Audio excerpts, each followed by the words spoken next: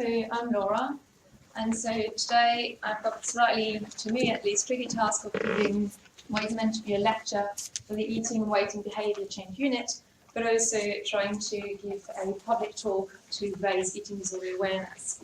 So hopefully I pitched it right, and it's not going to be too boring for some of you or too complicated for other of you, but I'll stay here after the talk to answer any questions you may have.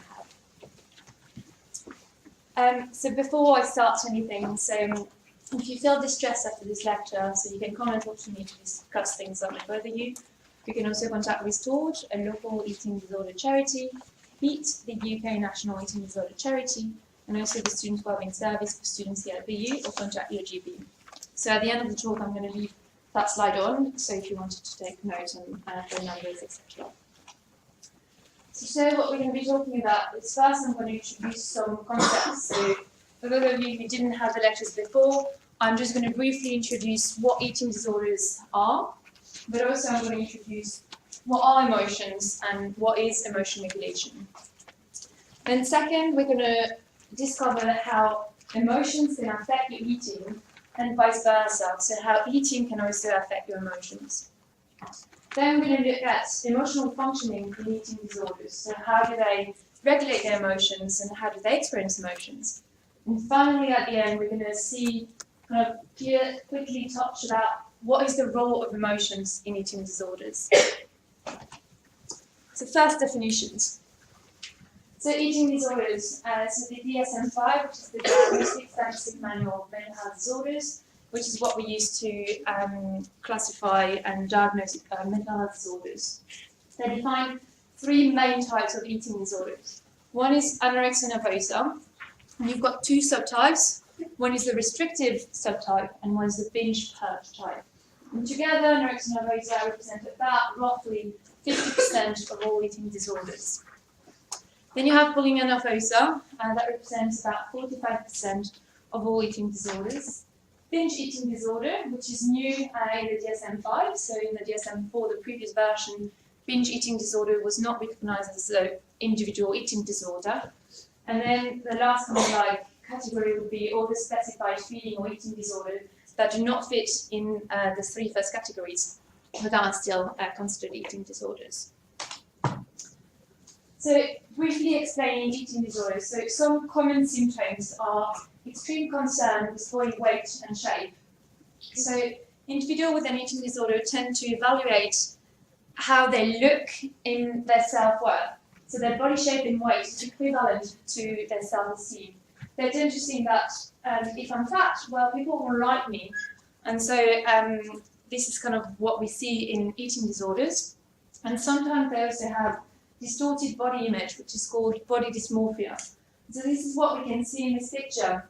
So the lady is really thin, but when she looks at herself in the mirror, she sees herself much bigger than what she actually is. So first of all, this is what we see generally in eating disorders, so extreme concern with body weight and shape. But also what we see is an unhealthy relationship with food. So in anorexia nervosa, and also a bit in bulimia nervosa, you can see extreme fasting, where they're going to restrict their eating extremely.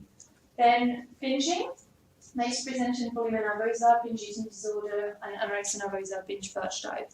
So binging is what we call eating a large amount of food, an amount of food that's definitely larger than any people would consider normal in one sitting. And that is when there is on top of it a sensation of loss of control over the eating. So it's not just eating loads, it's also having a sense of loss of control.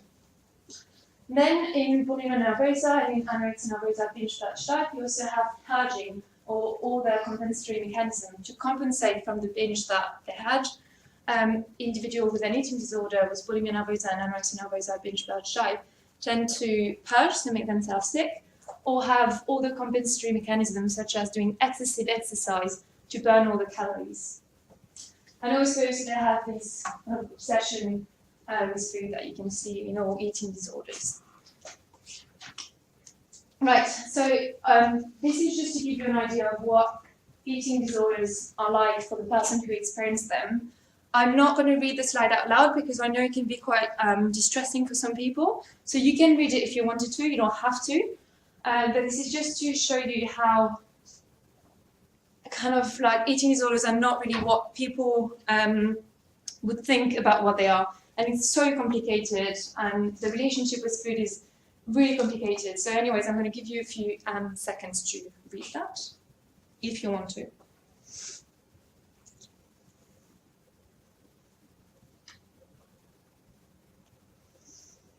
Okay.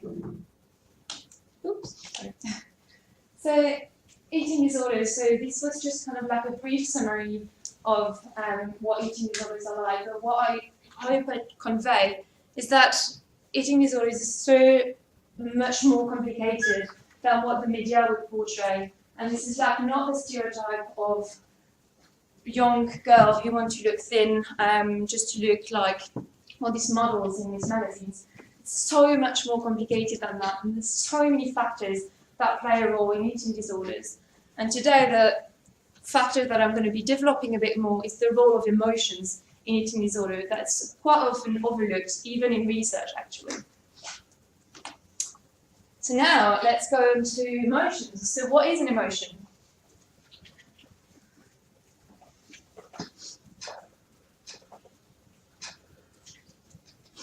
It's tricky, right? So we all have experienced emotions in our life many, many, many times. But it's quite difficult actually to try to explain what actually is an emotion. So I'm going to give you an example. There. So here, if you were to experience this snake in real life, you would probably experience fear. So we're going to take this example to define what is an emotion. So some basic properties of emotions. So it has a specific cause. So you see the snake, then you experience fear, and it's very specific.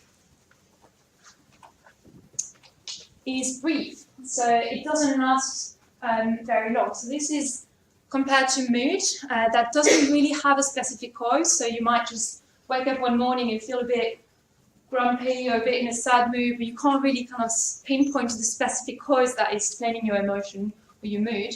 And moods are more longer. So it could last a whole day, could last a whole week, could last a whole month. So emotions and the opposite are quite brief.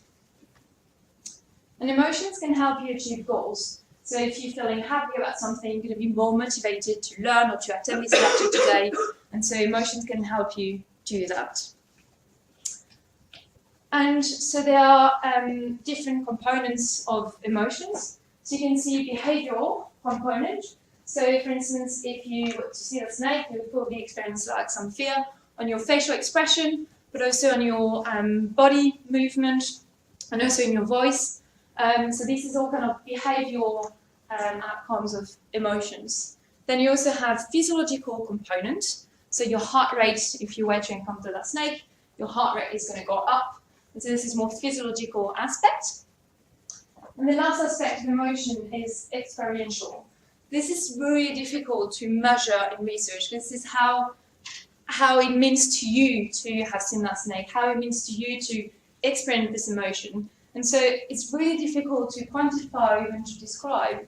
And it's all due to kind of like, if you had encountered a snake before and if that snake had bit you, then you might have a different experience of that emotion with that snake. And this is something quite difficult to measure in research, the experience of emotions. Right, so what is emotion regulation? So emotion regulation refers to the processes by which individuals influence which emotions they have, when they have them, and how they experience and express these emotions. So there are various ways of regulating your emotions. So regulating emotions is not about pretending that you're happy when you're sad, which is what some people might think it is. But it's more about being aware of your emotions. So you're trying to see what's going on inside me at the moment, how do I feel right now? Accepting your emotions. So all emotions are okay. It's okay to feel sad, it's okay to feel angry, it's okay to feel disgusted. And it's just the way you express your emotions that is not always okay. It's a behavior that you might have to regulate. But it is important to accept your emotions. And then, so part of emotion regulation is knowing having a wide range of strategies that you can choose from to select the best strategy to regulate each particular emotion according to the context where you experience this emotion. And it could be different things. So for instance, if you're feeling really stressed or anxious, you can go for a walk with your dog, or you can listen to some music to make you feel better. And we all have different strategies that we use to regulate our emotions. Okay, so that was quite a brief introduction on what are eating disorders and what are emotions, but hopefully this is sort of clear enough. Now what we're going to do is looking at how emotions can affect your eating, and also how eating can affect your emotions. So how do emotions affect your eating? So I'd like you to discuss for a few minutes just, do you think emotions affect your eating? And if so, what aspect is it influencing? Do you think your eating affect your emotions? And if so, how does that work? And I'd like you to think about the quantity, but also the type of food that you eat when you experience certain emotions, whether some emotions affect you eating more than others, and also whether you're using different strategies to make you feel better when you're upset. So I'll just give you like a few minutes and try and think about that and chat with a neighbour about how emotions affect your eating.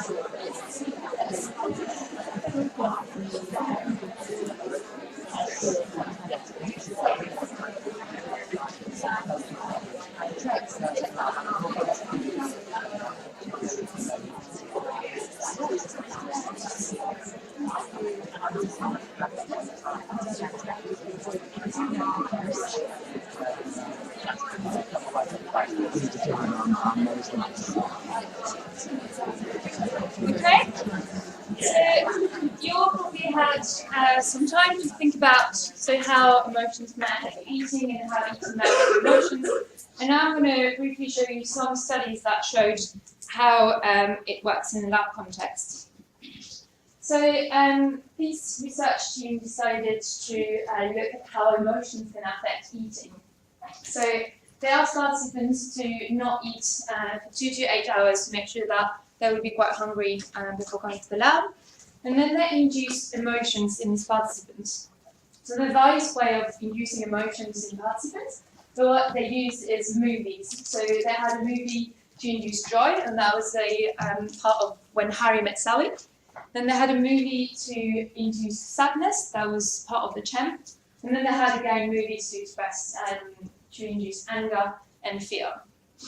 So after watching these movies, the participants were given a piece of chocolate, and then they asked participants to rate the taste of the food and also their motivation to eat.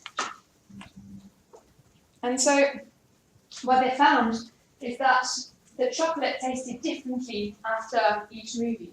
So the chocolate tasted better after watching a movie that would induce joy, so when they were feeling happy, they thought that the chocolate tasted better than when they were feeling sad or angry. So that shows that emotions can affect how pleasant the food feels. Then they also looked at how it affects your eating. So they looked at appetite, the desire to eat, and how hungry they felt after eating that piece of chocolate. And so they found that saying kind of pink/orange is before the emotions and post after eating emotions. And so what they found is that positive emotion like joy can increase appetite, was sadness and anger, decreased appetite, decreased desire to eat, and decreased hunger. So that shows that emotions can affect motivation to eat, and that different emotions might affect you eating differently. The same team of researchers now looked at the other effects, so how eating can affect your emotions. So they used like a similar paradigm where they induced emotions in participants as they induced just three types of emotions: well, sad, happy, and neutral. And then they had a food manipulation. So half of the participants were given a piece of chocolate after watching the movie, and the other half were given water. And then they asked the measure of mood and how they felt. And so what they saw is that same pink thing is after eating chocolate, and in yellow is after drinking water. So what you can see is that eating chocolate helped improve the mood of participants. So for sadness, they were less sad after eating chocolate than after drinking water, and they were feeling more happy after eating the chocolate and rather than drinking water. So these demonstrate that eating can affect your emotions. Right, so this is just kind of like taking everyone together and how generally eating may affect your emotions and how emotions may affect your eating. But we're all different from one another, right? And so one of these team of researchers, they try to look at individual differences. So whether we're all equal in our relationship between food and emotions. So they asked 68 healthy volunteers to come to the lab, and then so they were given a questionnaire measuring how much they restrict their eating. So some people tend to restrict their eating quite a lot, so they're not going to eat that piece of chocolate, they're not going to eat some food, and they're going to try and restrict their eating quite a lot. And so they had people who scored quite high on the scale and people who scored quite low. And then they also looked at emotional eating. So people who tend to eat when they feel emotional, and they tend to eat more. And again, they had people scoring quite high and people scoring quite low. And so then they had a stress induction. So half of the participants were not told anything, but the other half of the participants were told that they would have to give a speech after lunch. A speech in front of like a lot of people. I can tell you this is sometimes quite stressful. So this was their stress induction. And so then they said, but first, before you're going to give a speech, let's have some lunch together, and this is a buffet, and then you give your speech later.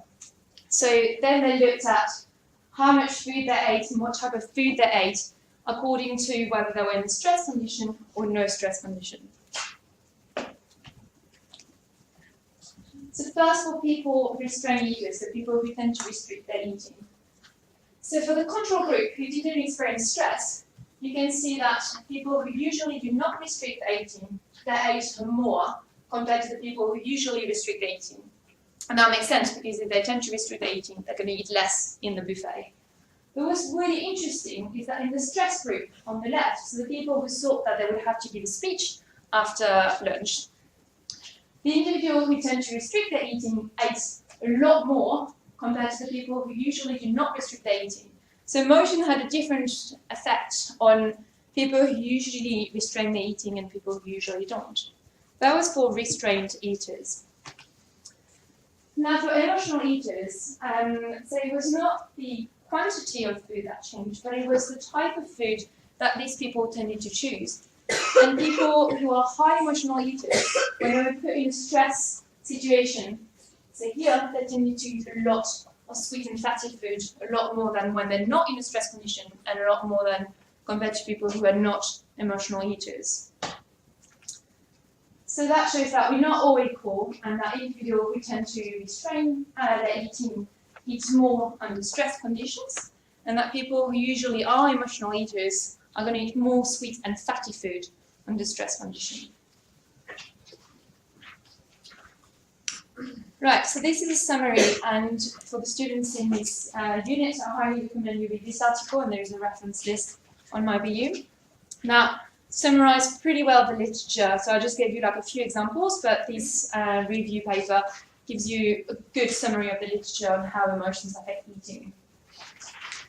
So, brief summary, emotions can affect your food choice, such that negative emotions, then when you experience negative emotion, you tend to eat more sweet and fatty food, whereas when you feel in positive emotion, you tend to want to eat more healthy food. Emotions can also affect the amount of food you eat. So intense emotions can actually decrease food intake. And that kind of makes sense from kind of evolutionary point of view, like if you were to encounter a bear in the world, you would want to run for your life and not stop on the way to pick berries to eat later. That kind of makes sense. And also what we find in the literature that restrained eaters tend to, in restrained eaters, emotion can increase food intake, as we saw today. Emotions can impair your cognitive control over eating. So I'm explaining what people who tend to restrict their eating a lot when they feel in an emotional context, then it impairs their ability to stop their restriction, and then they tend to overeat.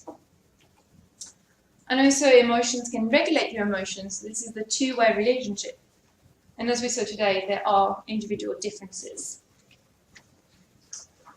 Right, so we briefly talked about what eating disorders are, what are emotions, and how emotions might affect your eating and vice versa. And now let's have a look at emotional functioning in eating disorders. So, do they experience emotion with the same intensity compared to individuals without an eating disorder? Do they know how to regulate their emotions, or do they tend to struggle? And so we're going to see that right now. So first of all, what has been found is that in individuals with an eating disorder, they have elevated negative emotionality. So they tend to have higher overall negative affects, so generally experience more negative emotions. They also tend to experience emotion with higher intensity. So when they feel emotional, it's even more emotions in themselves. They have higher levels of depressive symptoms, high rate of neuroticism, which is the personality trait involved in experiencing negative emotions. And also in individuals with an eating disorder, you find high rates of co-occurring mood and anxiety disorder, and this is called comorbidities. So individuals who are diagnosed with an eating disorder, usually they're also diagnosed, not all of them, but some of them with mood disorders such as depression, but also anxiety disorders. So first point, they have elevated negative emotionality. Then alexithymia is the ability to identify and describe your feeling. So when you're feeling an emotion, can you identify which emotion you feel and describe this emotion? And so this team of researchers looked at how individuals with an eating disorder can identify and describe their feelings. And so what they found, so in pink is nervosa, and yellow is bulimia nervosa, and blue is healthy controls. So what they found is that individuals with an eating disorder tend to score much higher compared to healthy control on the task, which is a measure of alexithymia. That is, individuals with an eating disorder tend to have difficulties in identifying and describing their feelings. And so I highly recommend this paper. That's a summary of the literature on alexithymia in eating disorders. So we just saw that individuals with an eating disorder tend to have difficulties in identifying and describing their feelings in themselves. But what about in other people? Can they actually recognize emotions in other people? So this task is called the Read the Mind in the Eye task. So it's a task that has some pictures of the eye of a person experiencing some emotions, and then you've got 4 different options as to what this person is feeling. And so get this task, and so what they did is they looked at individuals with nervosa, bulimia nervosa, and healthy control, and see how they scored on this task. And so what they found is that individuals with an eating disorder tend to score much lower compared to healthy control. That is, they have difficulties in recognizing emotions in other people. Now what about emotion regulation deficits? So we just saw that they have difficulties in identifying and describing emotion in themselves, but also in other people. But how do they regulate their emotions? So this is quite a busy slide, but basically, already on the x-axis is different dimensions of emotion regulation. So earlier in my previous slides, I talked about emotional acceptance and also being aware of your emotions and having a wide range of strategies. And so this is the self-report that looks at deficits in emotion regulation scales, like the DERS. And so this research found that individuals with anorexia nervosa and bulimia nervosa in yellow and pink score higher on this scale on pretty much all dimensions of emotion regulation, saying that they're less good to accept, they tend to find it more difficult to accept their emotions, to be aware of their emotions, to have a wide range of strategies to choose from when they feel an emotion. So that shows emotion regulation deficits in eating disorders. And so what about risk factors? So this is a study that I conducted last year, looking at potentially having deficits in identifying and regulating your emotions might then make you develop an eating disorder. Could it be that, and could it be a risk factor? And so what I did is I looked at individual 9 people with experience with bulimia nervosa, 22 individuals who sometimes binge but were not diagnosed with an eating disorder, and 33 people who never binged. And so what I found is that, so individuals with bulimia nervosa tend to score higher on the difficulty in emotion regulation scale, so they have more difficulty in regulating their emotions. And what you can see is that the people who sometimes binge but were not yet, or maybe not at all, diagnosed with an eating disorder also had more difficulties regulating their emotions. And that was the same for the task, which is measuring alexithymia. So individuals who never binge score lower than individuals who sometimes binge, and who scored even lower than individuals who have a full-blown diagnosis of bulimia nervosa. So I could tell you some things about potentially difficulties with emotion could potentially be a risk factor for eating disorders. And I'm really insisting on the potentially because my study was only cross-sectional. That is, I looked at different population and I tried to look at the symptoms for when they have a full-blown eating disorder, when they don't, but have some symptoms, and people who never have, who don't have any symptoms. But this is not a longitudinal study where you actually follow them up, and I have no idea whether the people who sometimes binge are going to develop an eating disorder. And so this is the problem that we find in the literature, that most research is done on cross-sectional, and it's not a longitudinal type of research. And so we kind of understand a bit about that, but there is a real need for developing longitudinal studies to really follow participants up to see whether they're going to develop an eating disorder or not. But the rate of eating disorder in the general population is roughly 2.5 to 3%. And so that means that you'd have to collect a lot of information on a lot of different people to kind of have a big enough sample for when they do develop an eating disorder. So it takes a lot of time and a lot of money, so this is why then longitudinal research is less likely to be conducted. So some issues, as I said, so in the research on emotions and eating disorders, most are cross-sectional studies. Most studies are also conducted on females. But what about males? Like, do they have difficulties in regulating their emotions? Do they have difficulties in identifying feelings? We don't know because there is far less research conducted on males. A lot of studies as well tend to focus on food and not on emotions directly. So people with an eating disorder tend to experience strong negative emotions towards food and eating. So some research tends to show kind of like food pictures to create an emotions in their research participants, but it makes the result least clear-cut. Is it because of the food or is it specific to emotions? And so more research should just kind of evaluate and understand the specific role of emotions.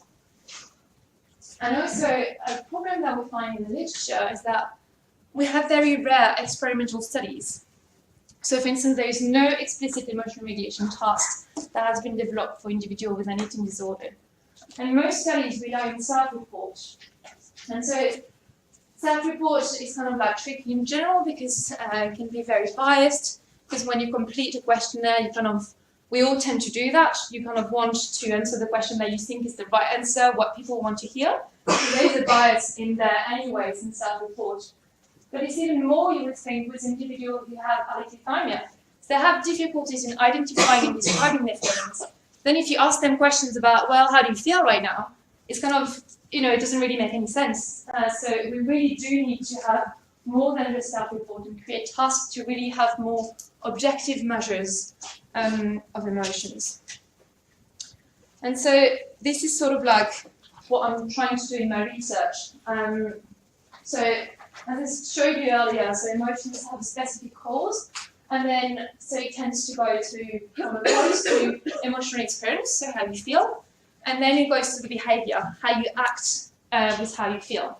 And so you've got emotional experience, but also emotional regulation processes that kick in between how you feel and how you're going to act. So let's take an example of what could happen potentially in eating disorder. So some people might say, oh, you're fat, or oh, you're ugly, to an individual with an eating disorder. And then, so that's the cause. And that's going to create quite a lot of sadness, and this individual is going to feel hurt and quite sad. And so that's their emotional experience. So we saw that individuals with an eating disorder tend to experience emotion with even higher intensity compared to the kind of healthy controls. But then what you will see after that is the behavior, and sometimes the type of behavior that you can see in eating disorder is, for instance, binge. So binge eating in response to some emotions. But the thing that's not really clear, so I'm going to show you a bit later how kind of emotions are linked to binge.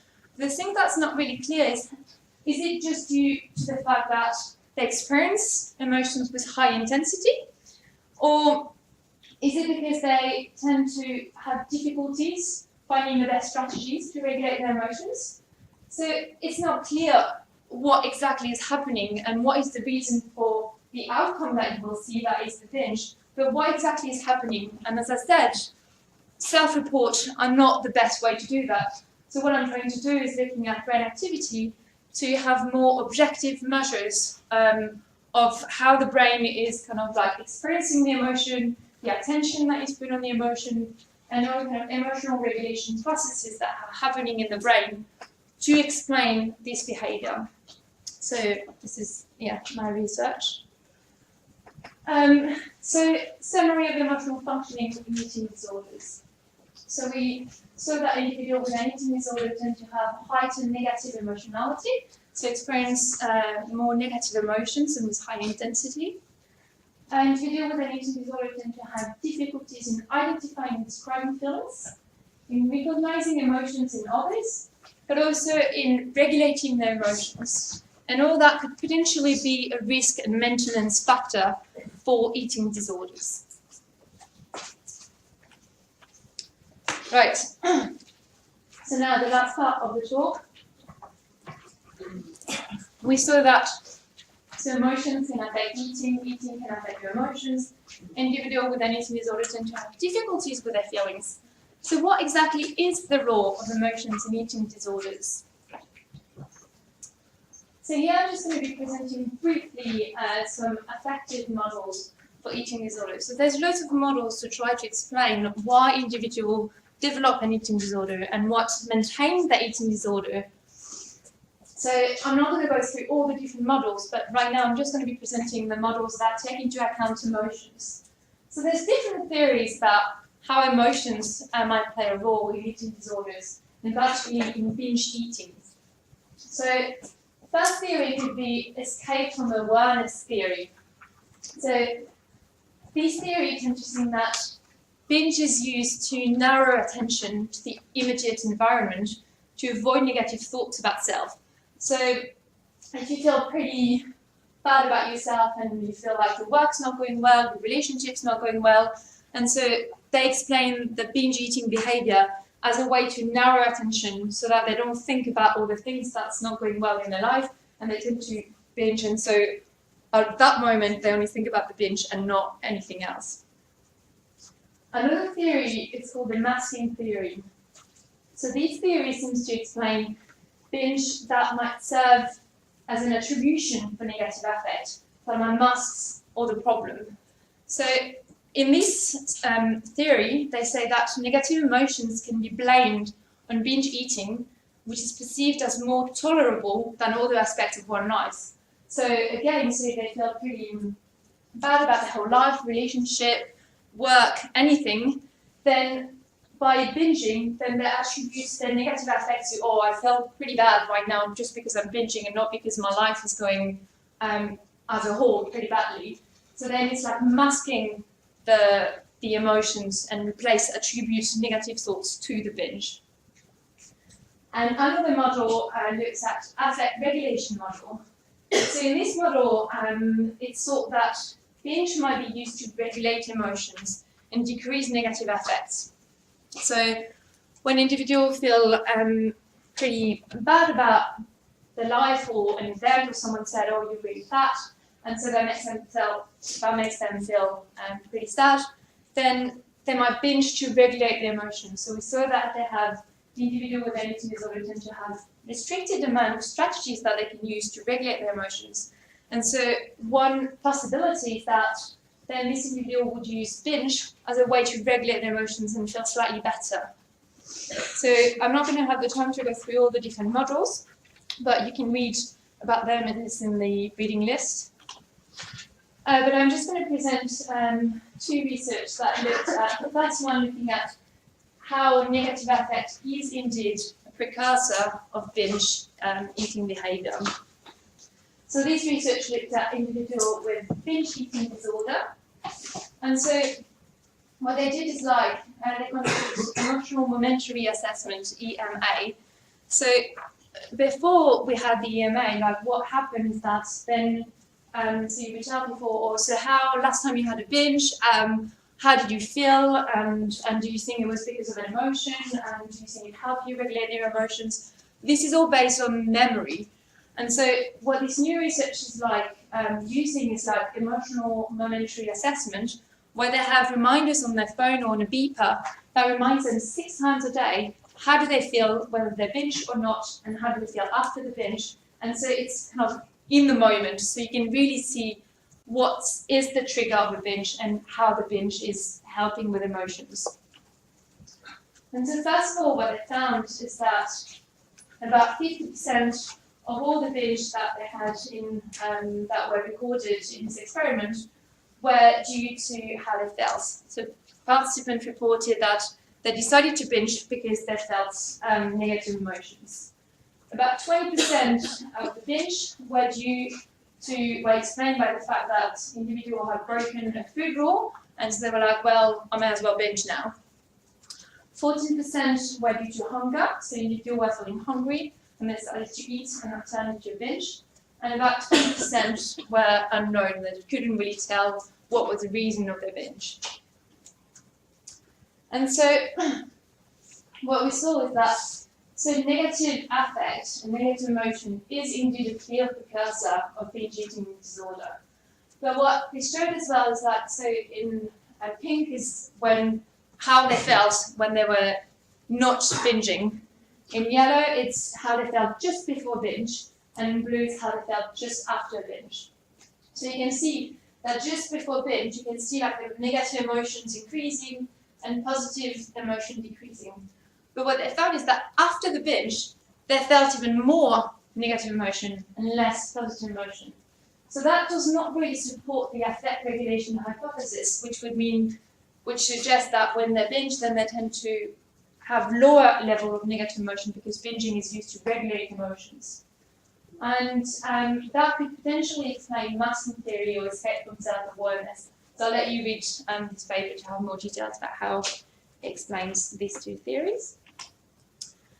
And so this is a paper that actually did find that the affect regulation model does work.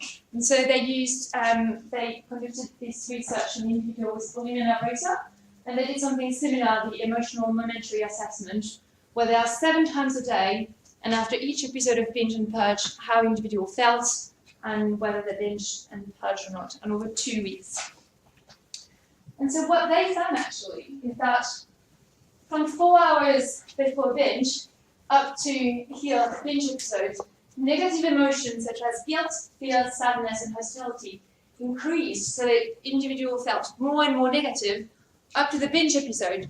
And after the binge episode, they tended to feel less negative emotions. So this actually does support the affect regulation model. So there are some theories to explain kind of why these two studies found different results. Potentially it's because these studies looked at individuals with bulimia nervosa rather than binge eating disorder, and he saw that even though it's the same kind of similar binge, but maybe it has different functions. But also, it's also because sometimes they just look at just right after the binge, and here you can see that right after the binge, it hasn't decreased so much. It's up to 4 hours after binge that emotions completely decrease. So I highly recommend this is a review paper from Het, Mack and Kill that explains a lot about all these different affect regulation model in explaining binge eating in eating disorders.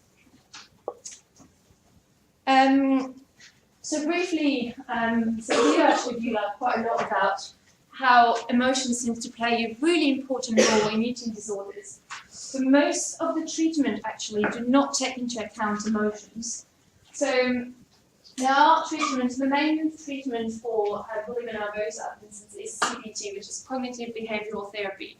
And it's kind of like trying to change the way they think about themselves, such as like, I'm going to keep gaining weight. So trying to challenge these thoughts, and also challenging the behavior about avoiding food and trying to help individuals with an eating disorder to stop avoiding the food and to bring back the food in their everyday life. But it does work for some individuals, but it does not always work. And what we think is that potentially it does not work on some individuals because emotions are completely not taken into account, and then potentially it's like the role of emotion should really be studied more to be put into treatment, and so particularly looking at the relationship between emotions and cognition to see how we could tackle that, and potentially it could help even more individuals with an eating disorder by better understanding their emotions. Okay, so I'm aware that I talked about a lot of things and I also tend to talk quite fast, but hopefully it all makes sense. But the concluding slide is that today we looked at the fact that emotions can affect your eating, but also that eating can affect your emotions. We saw that individuals with an eating disorder tend to restrict their eating, and they tend to be also emotional eaters. So it has even more impact on emotions on eating. We saw that individuals with an eating disorder have difficulties in identifying, describing, and regulating their emotions, and also have heightened negative affects. We saw that negative emotions lead to binge and purge behavior, although it's not yet clear what exactly is the right role of emotions and whether this is to regulate emotions or to mask all the emotions. But clearly negative emotions play a big role in binge and purging behavior. And new treatment should focus on helping with emotional experience and regulation. And this is also part of my research, is developing treatment that look into emotional regulation and emotional acceptance and being able to accept your emotions, and then helping individuals with an eating disorder to find better strategies to regulate their emotions. So that's it for now. And so again, as I said, I'll leave that slide on for you so you can take some notes if you are interested. Yeah. Thank you.